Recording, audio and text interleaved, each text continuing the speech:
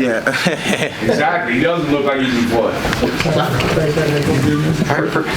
No, first reaction to the fight, Richard. Obviously, it was a lot tougher than most people probably expected. Just what was your personal reaction to the fight? I feel like it was a tough fight. It was definitely a tough fight.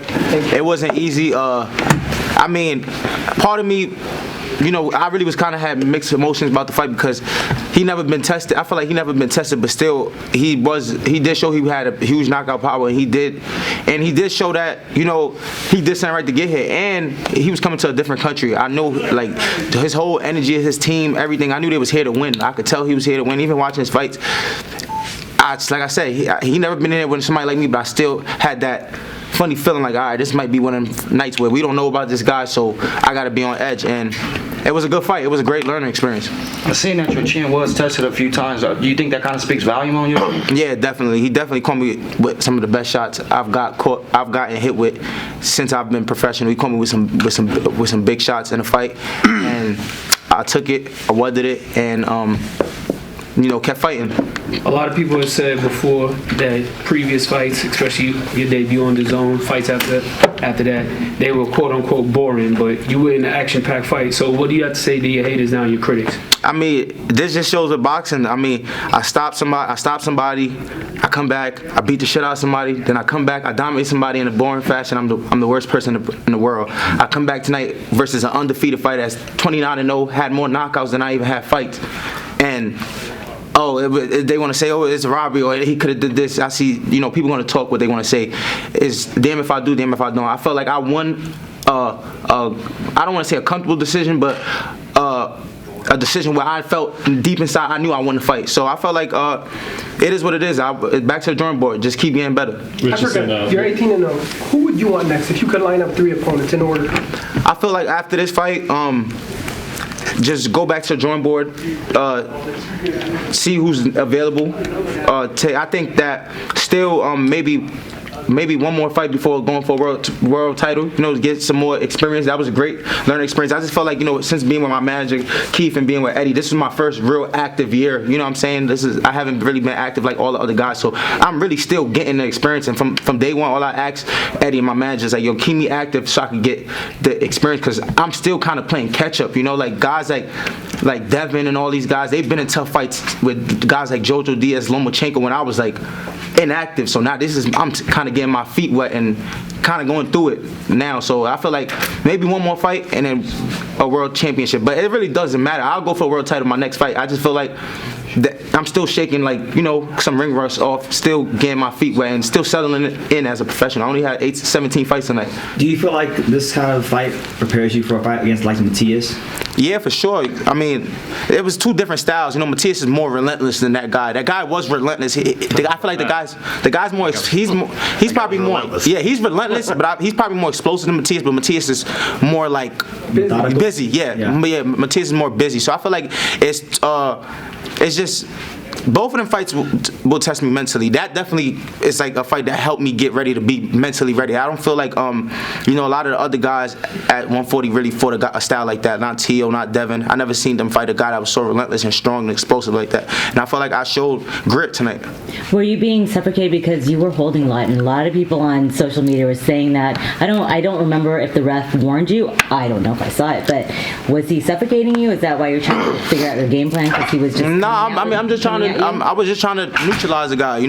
They say the same thing about a lot of guys. When Sugar Ray Leonard fought Hagler, he fought Roberto Duran, and he would boom tie up. Or Floyd fought Madonna. It was like, yo, you hear the commentators, Floyd need to get warned for holding. Kenny Bayless need to let them work out. So I just feel like it's just strategy. I just had to make adjustments to find a way to win and slow him down. And I feel like that I did what it takes to get the win. Was there anything that surprised you about him tonight?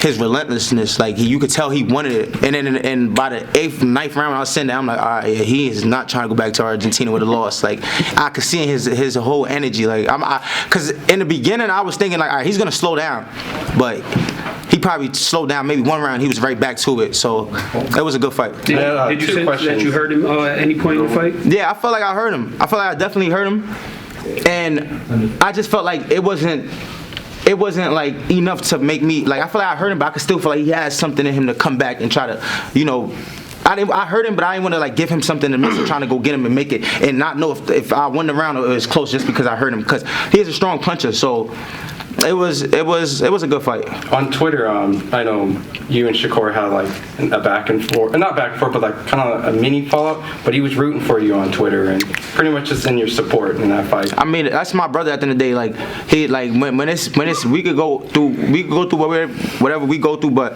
at the end of the day, when we come in here to these arenas and fight, he understand me like I understand him. We put our life on the line in front of you guys to just we come from nothing, so we just trying to support our family. So like I said, I support him till the day I'm going, and I hope it's the same because we came in this together. So it is what it is.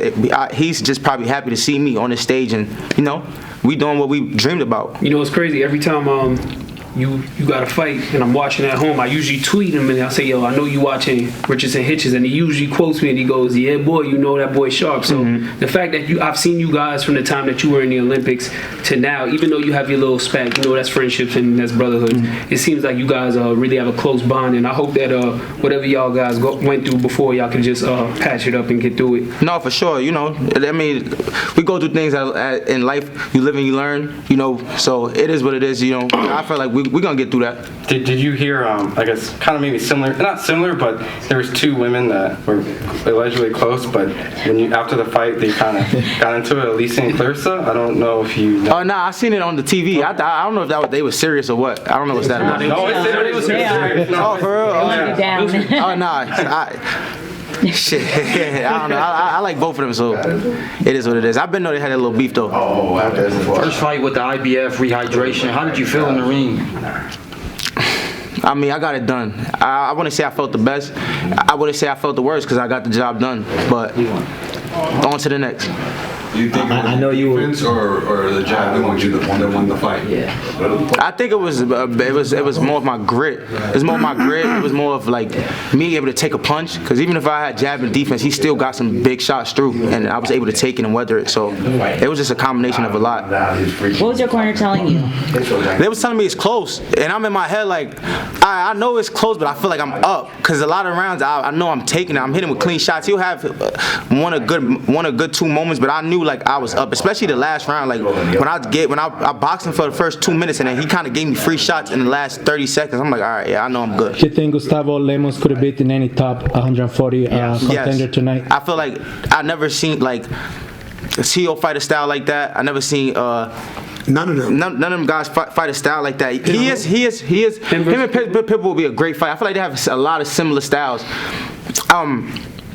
I feel like he is open. He is susceptible for a lot of big shots, but I feel like he's definitely would be tough for certain styles, like a guy like Devin or maybe a guy like Tio too. I mean, I don't know. I feel like I think Tio. I know a lot of these guys he'll probably be good fights for. It was a good fight for me, so I don't want to put it on the guys like, oh, because it was a good fight for me, they can't beat him. He'll be a good fight for anybody. How does a fight against Arnold de Barbosa sound to you? Versus me? Yes. I think it'll be a great fight. Why is that? Matching the styles will be. I think it'll be a great fight. I feel like Arnold Barbosa is not the same as this guy. Arnold Barbosa is not a big power puncher like that guy, or as like it's two different styles. You know what I'm saying? So Richardson, just what was the key between like walking that fine line of like there were times you got off on the inside and exchange, but and then other times boxing. Like what's the key to doing everything at the right time there? Because it seemed like early on. You were a little indecisive. Should I just outbox him? Do I need to just do what Raymond Ford did a couple weeks ago and just take it to him? And yeah, I felt like in the beginning I was in my head like I'm gonna outbox this guy. Then the 6th round I'm like, all right, now I'm gonna start stepping to him because I know he's gonna slow down. Then I'm in the 9th round. I'm like, damn, he's not slowing down. So now I'm like, fuck, I gotta fight, and then I gotta win. I gotta find a way to win. So that's really what's going in my head. Do you feel like you had to enter like a second gear in that fight? Yeah, it was more mental. It was like, all right, like my coach is in my head, like, yo, you don't got tomorrow, it's today. Like I'm like, fuck, I see this shit on TV, not me. Like all my fights been easy, like, and I'm like, all right, like fuck it, like I gotta find a way to win. And I was just like maneuvering through the fight from like the 9th round to like, I gotta find a way to get my shots off and make sure like I ain't giving nothing free, and I could tell he's looking for it. What did you say to Lemos when the fight was over? I said he was a great opponent. He was a great opponent. He was tough. He surprised me, and I could tell he was hurt from the loss because.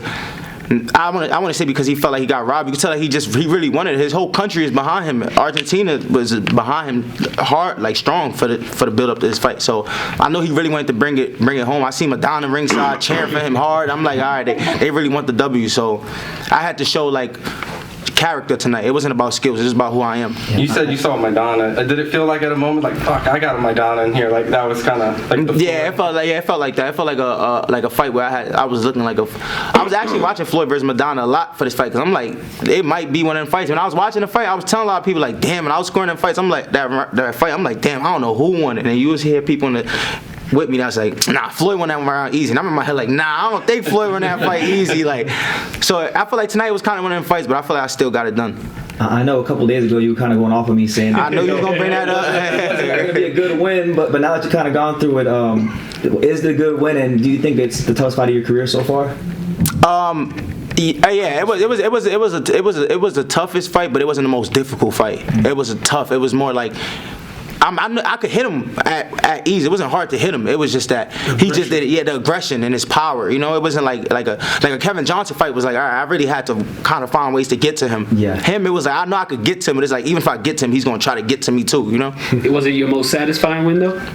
Nah, not really, because it's still like I feel like deep inside I could have did better, and I like I said, I still feel like me not being experienced or being that active still played a big key, like you know. So I'm still getting adjusted to the gloves, to the rounds, to the atmosphere, like being in big fights like this. It's still something new to me, so I'm still gaining that experience. Speaking on the atmosphere, obviously I've been watching you for a while since the first time you came to Vegas.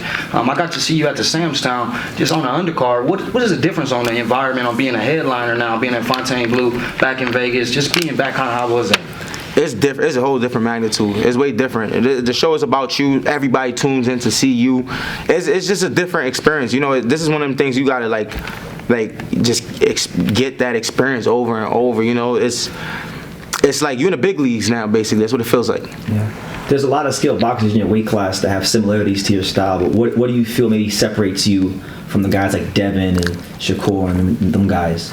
For one tonight, I mean, I'm no shade to them guys. I'm not saying I know for me I can take a punch. I showed that tonight. I know I can take a punch, and I know I got will. So it wasn't like I got hit by a guy. It wasn't like I got hit by a guy that just hit me with a good shot once and was like, all right, like he's just gonna box a passive fight. He hit me with a good shot and he was trying to hit me with more good shots. So it showed like a lot about me. Like I learned a lot about myself tonight. Any message to Brooklyn? More, please, guys. Any message to Brooklyn, New York? I mean, I know the town is happy. You know, they supporting me. It's always great to see one of your own win. You know, we still up, baby. We still up in the scoreboard, and we still, you know, going for the gusto. We here to be great, and that's all I'm here to do. You and Shushu both had y'all both had great showings this year. Y'all started the year off with a bang. You with an action-packed fight. Shushu, you was in the building that day. You seen the knockout. So what's your message to New York? Like, just to piggyback off what he said, just even the fact that you haven't even had a show yet, main event in New York. Right. The fact that you bring a fight out here to the West Coast in kind of enemy territory, like how does that feel? I mean, whatever the team wanted to do it, I wanted. First of all, that ring was small as fuck for that guy. So I feel like that was even another thing that was against me. So it was just like I just had to just go in there and just make no excuses. I could fight at the end of the day, and I showed that. I know when I watch that fight, it's gonna be mistakes that I'm gonna see that I made, and that's gonna help me raise my game because you know those are the fights you need. So. Yeah. Eddie said he was thinking about signing him after this. He should. I want to see him and Regis fight. Yeah. Him and Regis fight, or him and him and anybody. Yeah. To be honest, I think he's that good, huh? Yeah, I definitely want to see him back in the U.S. in another fight. Eddie spoke about making Matias versus Pitbull a fight if he does get past Paro. Who do you favor in that fight? That's a good fight. That's a good fight. In Matisse? Yeah. That's Matisse? In Mexican Puerto Rico. Eddie said that he would be speaking to PBC about possibly making that unification. I would favor Matisse. Yeah, I've heard. The volume punching that he does. He's not hurting Pitbull. The activity. You don't have to hurt him. All you got to do is punch. Nobody's hurting Pitbull. You don't have to hurt him. I feel that's a good fight. Punching volumes. That's a good fight. All the fight. This is 140 glamour, like era. Like 140 never been like this. So much talent, so much different type of style, so much different like great fighters. This is one of them. This is the division where you really got to walk through that fire. Another name that you don't really hear that much in 140, but somebody that you got pretty good history with, Gary Antoine Russell. I mean, what do you give his chances at the comp or the champions now, or like fighting? We don't see him that much, but you've been in the ring with him, so you can kind of speak on his chances at now, similar to 140 pounders that we are hearing a lot about. But he's up there with the rest of the 140s. He's up there. He's a great fighter also. So it's a lot of talent. I think on that note, guys. Thank you.